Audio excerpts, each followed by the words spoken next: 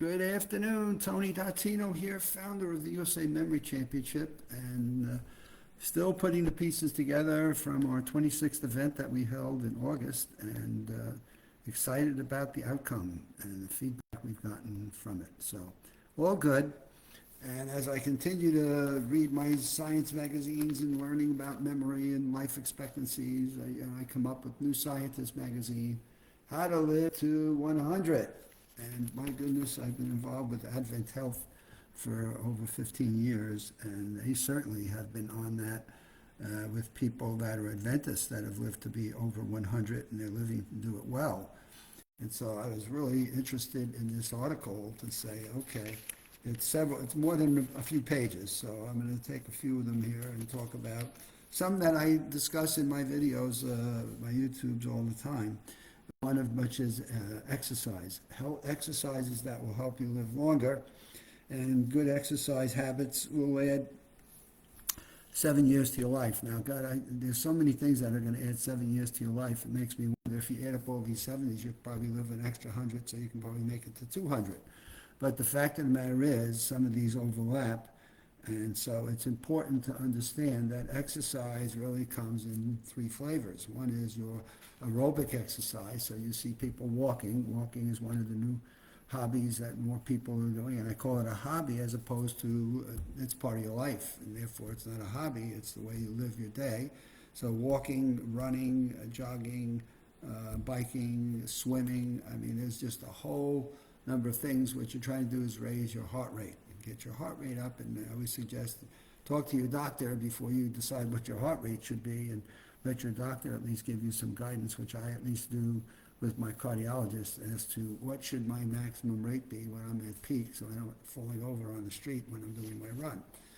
And so as I was discussing with him on a visit this week, my speed is slowing down, and he says, well, you've got a birthday coming up, so obviously you're getting a little bit older, and it's okay for it to slow down as long as you're keeping your heart rate at a certain level. And so that was good news. Doing some light weightlifting, 3 5-pound dumbbells, doing some curls, doing some sit-ups, doing some planks. I mean, there are different exercise activities you do for your muscles. And so you want to keep some of your core muscles well, your stomach muscles, certainly your thighs, your calves. You want to keep your upper body well. So some level of physical exercise with some stretch bands or weights. And then, of course, the third one that a lot of people lose focus on is flexibility. So what are you doing to keep your ankles, knees, shoulders, neck in range and flexible? So, you're turning your head one way, you're turning your head. What are you feeling? You're moving, pulling your shoulders back. What exercise do you do for some flexibility? So it comes in a multitude of flavors. It's just that, wow, I got to do all three. Yes, not all in the same day. So you have 7 days a week, do 2 of them each, and take a day off. And so physical exercise is more and more a dominant factor. Then, of course, we always talk about nutrition, our balance of proteins, fats, and carbs. And boy, there's so much going back and forth on diet. But what are we doing with whole grains, nuts, and legumes? Stop with your sugary foods and processed meats and red meats. And boy, that's a tough one for me. I try to just have a steak maybe once a week, or once a month, once a month. I'm doing fish a couple of times a week. And what are we doing with chicken? I guess chicken so far and turkey is still not going to kill you if you're eating the white meat, not the dark meat of those animals. But legumes, vegetables, I try to eat. I work on having the fridge with at least 3 fruits a day. So at this time of the year, the grapes are in season now, September, October. Excellent grapes are coming in. Cherries are done, so big cherries are out and done. Pears are in now, so those are great. Always a banana sitting on the counter that I have with cereal, so I'm always trying to get at least 3 pieces of fruit in every day. And of course, vegetables, doing a salad with dinner, a couple of vegetables on the plate. We go to the farmer's market on Saturdays and trying to get some fresh vegetables on the plate every night. And so I think I'm doing well on the nutritional things, though I do cheat a little bit with, I'm still an ice cream lover, so I still fall into the ice cream pit every once in a while, and so that's still a tough one to do. But I think I'm probably doing 85 to 90% of what I should be doing when it comes to what we should be doing in eating. I was fascinated in terms of reading about your mindset, and they talked about it in my earlier live with Tony, so I'm not going to cover much about mindset other than do you have the right mindset, the right passion and energy and desire to want to live to be 100? I mean, do you want to live to be 5 years older than you are today? Forget about going for 100. What do I need to do to live 5 more years of a healthy life? But I found an article or a piece in here, how to be an Olympian for longevity. So what is it that you do to look to elongate your life and elongate it well? And I find a piece in here that was written by Claudia Canavan, who obviously wrote this for New Scientist mag.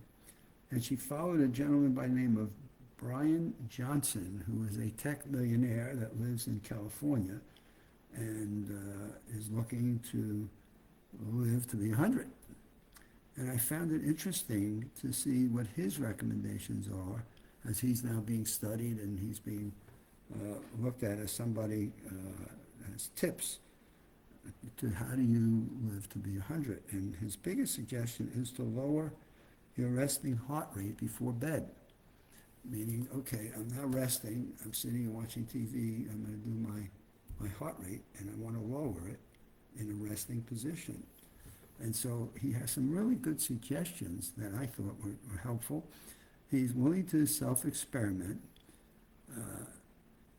and deal with the issues that extrapolate to a wider population. So let me do what I'm doing as a guy who can afford it.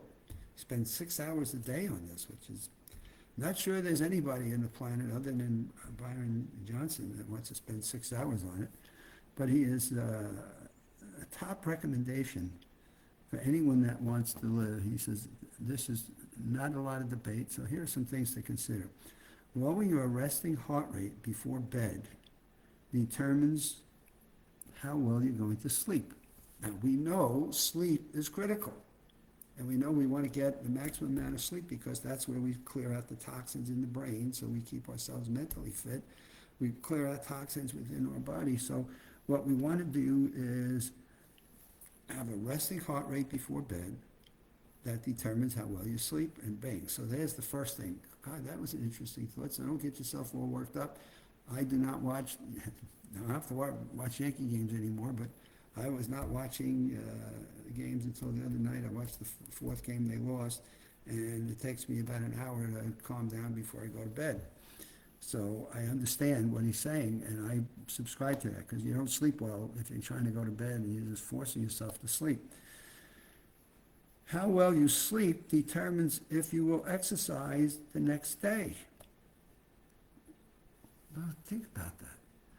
How well you're going to get a good night's rest determines what you get up and feel like in the morning. What a great connection he makes on this. I think it's superb in terms of what Claudia has interviewed in this article that is put into this New Scientist mag. So he's now making connections. He's thinking of the process of what we call a whole life. So my sleep is going to dictate, but my resting heart rate is going to do that. My stress levels, wow, these are all of the elements we have in the 6 key factors for cognitive fitness. And so how well we control our stress, get our resting heart rate down, is going to determine how well we sleep. That's going to determine what? How much exercise we're going to do. And what is that going to have to do?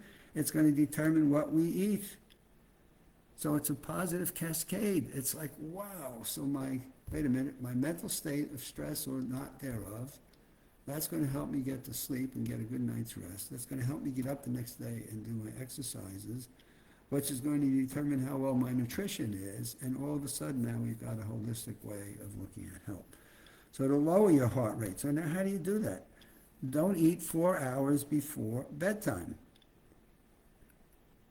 All right, you hear a lot about that in terms of nutrition and not eating 4 hours before bedtime. Not a bad suggestion. Most people can do that. Take an hour to wind down before sleep by reading, taking a walk, meditating, or avoiding TV. And don't drink caffeine. Don't have any chocolates and don't have any coffee or teas that have caffeine in them. All great suggestions. And the biggest one he suggests is rumination. Because rumination, what are we thinking about? What's the synergy? I call it the synergy of good in, good grows, greatness in, greatness grows. What's the synergy of your thinking process as you go to bed? And so rumination can increase your heart rate between 5 to 25 beats a minute. If you're mad, you're angry, you're obsessed, something about, worried about, trying to come up with a solution to a problem, and off you go, and there goes your blood pressure, there goes your resting heart rate, there goes your night's sleep, there goes your exercise routine, and you're in a bad synergy of life.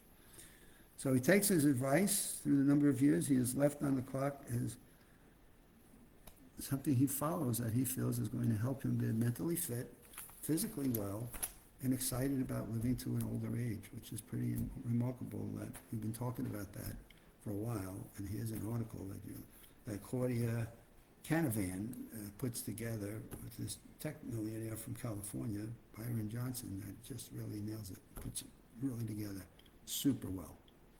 And with that super well, it's time for weekend football, baseball. My goodness, we got hockey starting, basketball going to be starting. My goodness, college basketball season starts in early November, and we're up to here with athletics. So some of that may be stressful, exciting, and glorious as long as your teams are winning. Have a great weekend, and we'll see you back here on Monday. It's been another terrific week here in Florida, and I'm enjoying every day of it.